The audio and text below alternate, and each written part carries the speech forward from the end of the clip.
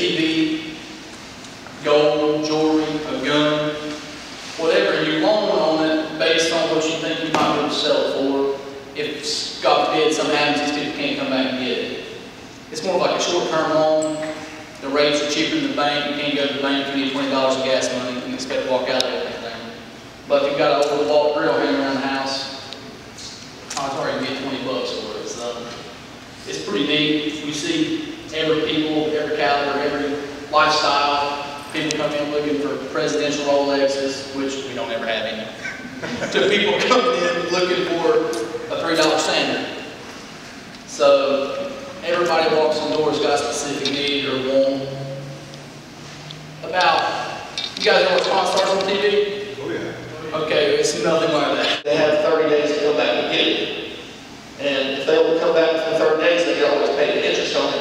And it'll keep, renewal on 30 more days. So that's another option some people have to do.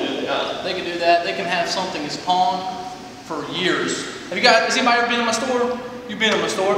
You guys ever seen that 3-wheel moped in front of my store? Yeah. The woman pays on it religiously. No. Every month. Clockwork. What is it? It's a 3-wheel moped. Oh and she yeah, paid, I want to buy that. Everybody does. I think if I had 10 of them, I could sell them all. But, she's a good lady. So. And a lot of people bring stuff in because they don't have space for it. We had a guy that moved. He brought pretty much almost a bunch of stuff he had in there. And a lot of times people sell stuff, they're selling it to get rid of it. Say you just bought a set of golf clubs, you want to get rid of your old one, take it to the pawn shop, get rid of it real quick. Or any like tools and stuff like that. A lot of people with TVs, they've got like a 32-inch. Well, they went to Walmart, bought a 55, 50-inch. So they'll bring in their 32-inch and they'll buy it for that. You have to watch them because about 7 out of 10 times there's a reason they bought the new TV. Exactly. So, it's crazy. And pawn shops used to get a bad rap because, there's people, there's bad apples and everything. So they'll do things illegal that they're not supposed to do. State of South Carolina, North Carolina, they're all now, I'm regulated like no one's business. I mean, what other, company, the police have access to my database from Horry County right now. They can look at everything I've done today right this minute. So, and plus, we're not after anybody. People get mad, well, you only give me $40 for this, and I gave you $100 for it.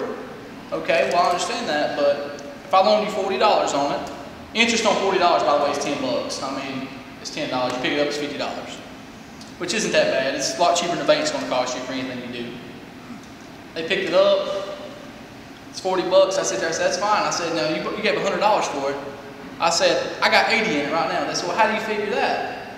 Well, it's 3 months interest before that thing comes out. Really 4 the day it comes over. So I give $40 for it. I got 3 months. What's the day it comes out? It's another $40. I got $80 in it. If I can sell it for $60, I'll be doing good. Because nobody's going to buy anything that you can buy new for $100 for 80 bucks. I mean, who's going to do that when you have to spend out the 20 and have a brand new one? So that's another thing. We're at an age where electronics and stuff is moving at such a quick pace that within, say, 90 days, well, that's the 4th of the year, some of those news already came out. And that's yesterday's news, Another thing, like holidays and stuff, people run all these sales on TVs and stuff, so what's something we have to take into consideration a little on that. Because if you don't come back and get it, well, that's the 4th of the year's already over with. It's a totally different season. And a lot of what we do too is seasonal too. Because you got summertime comes in when you don't want to get stuck with a bunch of lawnmowers and stuff during the middle of the winter because you can't do anything with it. So there's a lot of that stuff that goes along with it too. And like I say, there's always new people coming in. Like I say, people, they get new stuff, they want to get rid of their old stuff. Or people around here, they move. If you're moving from a house to like a condo, you got a lot of extra stuff you don't want.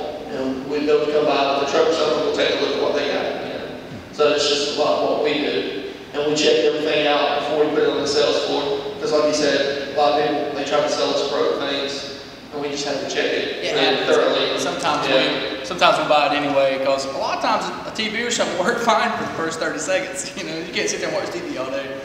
But it's crazy. Security also at the pawn shop's pretty intense. You gotta always watch yourself. people, let's face it, I mean, I'm not trying to be any kind of way, but the pawn shop, we're not dealing with the most, you know, uprising citizens, you know. I mean, sometimes you gotta, you know, every once in a while, some people, it's fantastic, you know. Really, it's a technicality. It's 9 days. You can't count the day that you bought it, and you can't count the day it comes out. So you gotta hold it for 9 days. But, yes, sir. Anybody else have any questions? How was it to be in a family business? I was in a family business back in Ohio, and I'm here now. Lord, it's tough. It is tough. No,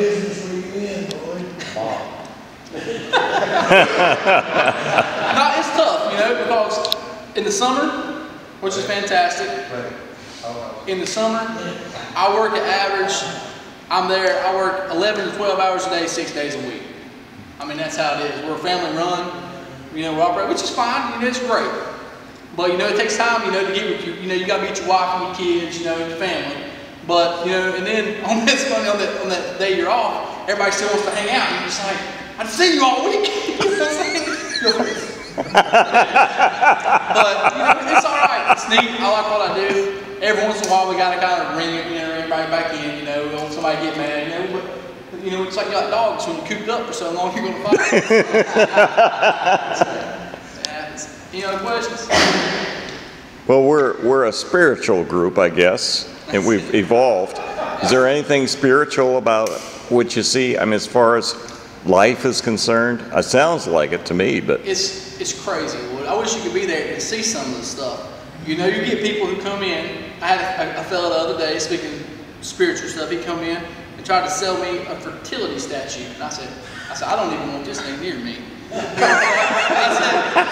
said, I got 2 beautiful little boys, and I don't want to touch it. He said, well, look on the bottom of it. I told him that. I said, I don't even really want to get too close to this thing. But you come in, and what hurts you the most is people come in, and now granted, truth or fiction, everybody's got a sob story. You know, someone's good, and you can't figure out which is right. You know, you got to listen to your heart, you got to listen to your conscience. Whatever you think, odds are, I mean, I'm sure I made mistakes and I made people mad, but a couple years ago, Chris had one come in, I couldn't do anything. My sister was just down at 6 o'clock, I had no control over her. She's out there in her car crying because she needs gas money to go to Charleston and see her daughter. I sat there, I started thinking about it, I said, well, she's lying, you know, I mean, you don't know, what, she was trying to buy a bottle, you know what I'm saying? I leave. I go to the gas station, I pump my gas, I come back, and this lady is sitting in her car bawling. I roll down the window and I paid her gas money to go to Charleston. You know what I'm saying? It's your conscience, you know, it's what you think, you know, it's like a little guy sitting on your right shoulder, you know what I'm saying? It's you know, it's how the Lord speaks to you and what you think you need to do. And have I made mistakes doing that? I'm sure I have. But every one of us has. So it's part of your business. You got that right. So You're a smart guy taking her to the gas station. Oh, yeah. We've got a big come here, and I've taken her to the gas station. Yeah. 50 cents worth of gas in it, and they say they're 10 cents. That's crazy. I've went before, it's not really the best thing, but I had a homeless fellow one time and asked me for money. Now, like I said, my wife, Tara, y'all probably know Tara, she is like, she's the sweetest lady I know, but she does not like giving these folks money. I mean, you know, which I guess is understandable, but you know, she's tight, she penny pinches. I had a lady or a guy one time, a fella asked me, he got upset with me, he asked me, he said, I got $5 to get something to eat. I said, yeah. It just so happened, he was right beside McDonald's. I said, well, I'll tell you what, man. I said, you follow me over here, that's where I'm going anyway. I'll buy you a meal, whatever you want. No, I just want the $5. Yeah, that's what I do. I said, I'd be more than glad to buy you something to eat. I'll buy you a large, I'll buy you whatever you want. I'll buy you a stack of cheeseburgers if that's what you want. No, I just spent that $5. Beer. That's it. Yeah. So, you know, like I said, everybody's got a sad story, and it's sad, but at the end of the day, you know, you can't, even if you try, you can't decide, you know, fact and fiction. So I've had people come in and tell me they need to pawn this, you know, that a family member's died. Well, instantly, who's going to lie about that? You know what I'm saying? I mean, that's what you think about. You're like, oh my gosh, I feel so bad for you, you know, what I do? Second day, the guy comes, the police come pick up the items I bought from him.